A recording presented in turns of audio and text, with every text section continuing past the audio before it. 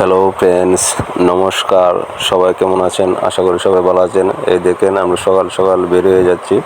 বাতিজি, বাইগনা এবং আমরা সাথে করে নিয়ে গাড়ির জন্য অপেক্ষা করছি। একটু পরেই গাড়ি চলে আসলো, তারপরে গাড়িতে উঠলাম।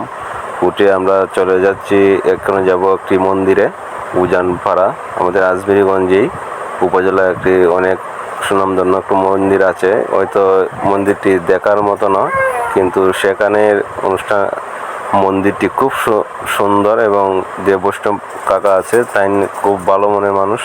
তার সাথে আমরা গেলাম গাড়িতে উঠে। এই দেখেন, আমরা আছি এখন বর্তমানে হাই স্কুলের, আমাদের এবিসি হাই স্কুলের সামনে আছি। এই দেখেন এবিসি হাই স্কুল। কিছুক্ষণ বাদে আমরা চলে যাব ব্রিজের উপরে। এইটাই হাই স্কুলের মাঠ, ব্রিজে আছি এখানে। ব্রিজটাও খুব অসাধারণ, ওয়েদারটাও খুব সুন্দর এবং আমাদের তারপরে চলে আসলাম মন্দিরে, সেই কালাকৃষ্ণ আকড়া কাকার মন্দিরে। আকড়াটির নাম হলো গিয়ে কালাকৃষ্ণ আকড়া।